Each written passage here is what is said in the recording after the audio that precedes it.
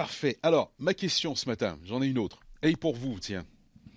Votre Allez-y. fameux cube Rubik ou Rubik Rubik. Ouais. cube Cube ou Rubik, cube de Rubik, ouais. etc. Ouais. Là. Je vais vous poser une question. Il a combien de couleurs? 6. Vous êtes sûr? Oui. Bah oui, c'est Il a bel et bien 6 couleurs. Oui. Ouais, c'est un Une- cube, une- alors. une ouais. couleur Il a par 6 une couleurs, il a 40 ans aujourd'hui, et figurez-vous que c'est un architecte qui a inventé cette histoire-là, probablement sa plus grande invention. C'est un Il a dû... architecte Hein, c'est un danois, c'est ça que vous disiez? Hongrois, il Hongrois, s'appelle rien à voir. Erno, devinez son nom de famille? Rubik. Rubik. Voilà, Ah. c'est pour ça qu'au début c'était le cube de Rubik, le cube de Monsieur Rubik. Mais en hongrois, ça doit pas se dire comme ça. Ben, probablement pas, mais mon hongrois est un peu rouillé, Oh, cependant. ok, Il est d'accord, un petit peu ok. rouillé. Alors, 350 millions ont été vendus depuis, quand même. 350 millions. 350 C'est millions, fou. assez impressionnant. Et figurez-vous que parmi les adeptes, il y a un jeune franco-ontarien de Clarence Rockland. Il est le champion canadien de cube Rubik et il sera d'ailleurs à Toronto en fin de semaine dans le cadre du Toronto Open, s'il vous plaît, organisé par Canadian Cubing. Il est avec nous ce matin. Antoine Quentin. Ah, Canadian Cubing, pardon. Merci beaucoup, monsieur le réalisateur. Antoine Quentin, bonjour. Oui, bonjour. Je parlais de ce fameux cube Rubik, finalement. Depuis combien de temps est-ce que vous jouez à ça? Tout d'abord, est-ce que c'est un jeu pour vous? Moi, ça fait environ 5 ans que je résout le cube Rubik compétitivement, que je suis capable de le faire. Et pour moi, c'est un peu plus qu'un jeu. C'est plus comme quelque chose de compétitif, mais aussi quelque chose un peu de social qui me permet de rencontrer plusieurs personnes de partout du monde Mhm. qui font quelque chose comme moi. Mais ça a commencé parce que si je fais le calcul, vous avez commencé à 9-10 ans. Oui, j'ai commencé environ à 10 ans. C'est venu d'où finalement? Ça a commencé comment, cette passion pour le cube Rubik? Et pour moi, c'est que mon frère, il y a environ 5 ans, pendant le congé du mois de mars, il avait appris à le résoudre. Et il voulait vraiment que je le résoudre, ça le passionnait vraiment. Au début, je voulais pas vraiment l'apprendre, ça avait l'air plate. Mais là, il m'a finalement convaincu. Et une fois que j'étais capable de le résoudre, j'ai trouvé ça un peu intéressant. Et j'ai continué à résoudre. Je me suis rendu un peu plus vite. Et ça m'a vraiment poussé à me pratiquer plus. Ça vous a pris combien de temps le résoudre la première fois? La première fois, ça m'a dû prendre au moins une dizaine de minutes à le faire. Attendez, pardon, ça vous a pris une dizaine de minutes la première fois le faire? Oui. Oh là là. J'arrive toujours pas à Moi faire non une plus. couleur. Ben, exactement, moi c'est pour ça que je veux comprendre, mais c'est une question de patience, qu'est-ce qui fait en sorte qu'en 10 minutes pour la première fois vous êtes capable de le réaliser? Même moi, personnellement, j'y arrive toujours pas là non plus. Ah oui, mais c'était 10 minutes pendant que mon frère il me disait quoi faire. Alors, c'est Ah, beaucoup de vous temps. aviez un guide. Prêt à vous. D'accord, ok, vous aviez un guide, donc c'est vraiment une histoire de famille en quelque sorte. Il y a une technique pour y arriver? Oui, il y a des différentes méthodes qu'on utilise pour les résoudre. C'est très difficile de simplement le faire tout seul, c'est voire impossible d'être capable de le résoudre sans au moins une technique que tu as apprise ou développée par soi-même. Donc, Antoine, est-ce que vous avez développé votre propre technique, la méthode Quentin en quelque sorte depuis que vous avez commencé? Non, j'ai pas vraiment développé de méthode. Au début, j'ai commencé à suivre en fait qu'est-ce que mon frère m'avait appris comment le faire. Ensuite, une fois que je savais ça et j'ai pratiqué, j'ai voulu être capable de trouver une méthode pour être capable de le résoudre encore plus rapidement. Alors, j'ai regardé en ligne et j'ai trouvé quelques petites optimisations à la méthode que mon frère m'a appris. Et j'utilise la méthode la plus commune. La plupart des personnes qui résoudent le cube Rubik rapidement utilisent la même méthode que moi. Bon, alors, pour Marjorie, ma collègue qui est Oui. là, pour mon collègue également Jean-Philippe, Oui. est-ce que vous êtes capable de nous résumer ça rapidement? Comment est-ce que vous faites exactement? La première chose que je fais quand j'ai un cube Rubik qui est mélangé, c'est que je vais essayer de faire la forme d'une croix sur le côté orange.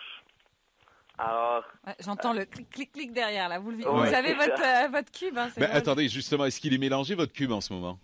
oui, je Ouais. vais le mélanger. Bon, parfait. Alors, faites-le et expliquez-nous comment vous le faites et on va voir combien de temps ça va prendre. Top chrono, c'est parti. Allez hop. Le- Ok, C'est la parti. première chose que je fais, c'est que je fais une croix sur l'orange. Ensuite, je vais rentrer les couleurs entre les bouts de la croix. jusqu'à temps que j'aie fini les 2 premières couches. On entend là, ça fait 15 secondes. OK. D'accord. Ouais. Ensuite, il me reste seulement une couche maintenant. Et j'ai des formules que j'ai appris pour mettre toutes les couleurs, toute la bonne couleur en haut. Ensuite, il y a d'autres formules que j'ai appris pour remettre les morceaux 30 au bon secondes. endroit et les résoudre. D'accord. Mais vous le faites en combien de secondes, généralement? En combien de temps? D'habitude, ça me prend environ 9 secondes à le résoudre. Pardon? 9 secondes. Sérieusement? Vous avez fini, là? Oui, j'ai fini. OK, d'accord. Je le résolvais à une main, là. Ah, parce que, bien sûr, de l'autre, vous tenez le téléphone. Exactement. Dites-moi, C'est hallucinant. soit dit en passant, chers collègues, il y a combien de cubes, justement, il y a combien de morceaux dans un cube Rubik, Combien de à votre morceaux? avis? Je vous donne un choix de réponse. 24, 26 ou 32? 32. 32, ouais. 32. Antoine, il y en a combien de morceaux? Eh bien, ça dépend vraiment comment tu le comptes.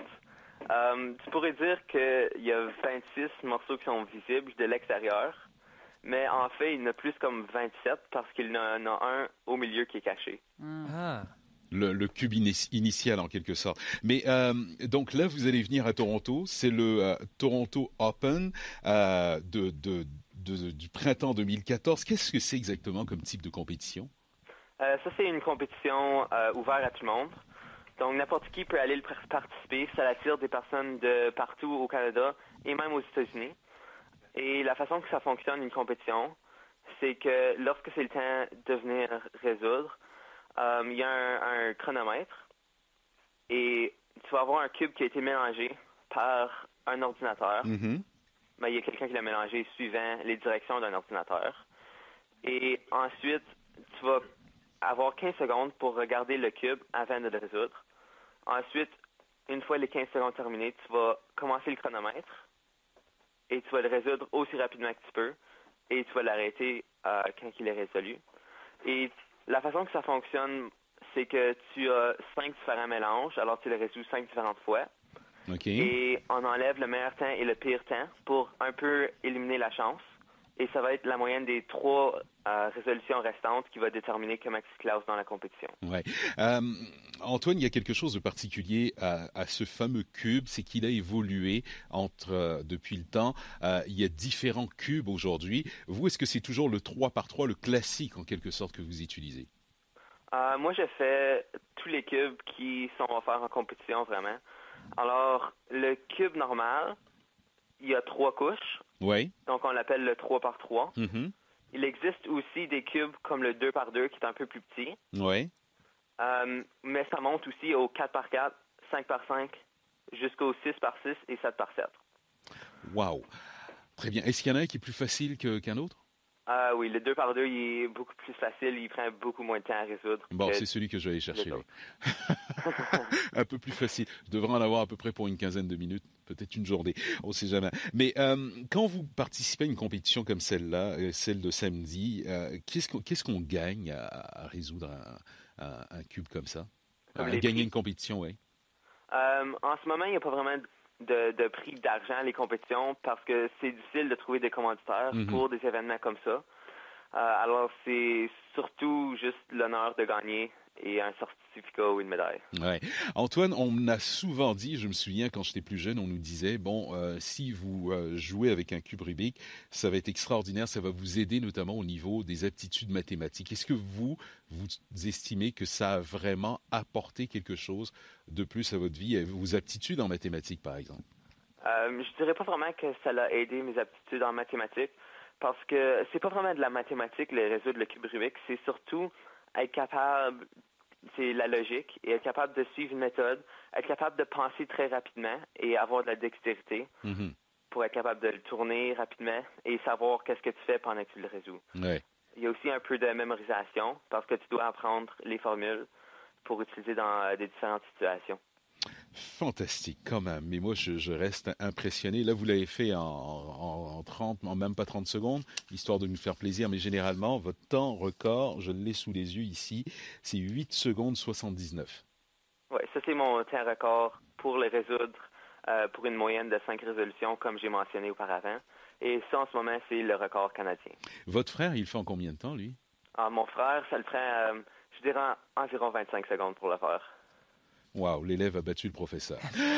Antoine Quentin, c'est un plaisir de vous avoir ce matin. Merci beaucoup. Et puis, tiens, on va vous souhaiter un bon séjour à Toronto. On vous dira pas bonne chance, on va vous souhaiter bon séjour à Toronto. On peut le voir sur notre page Facebook. Exactement, avec une vidéo justement où on voit la démonstration d'Antoine Quentin. Assez impressionnant tout de même. Il est 8h30 minutes.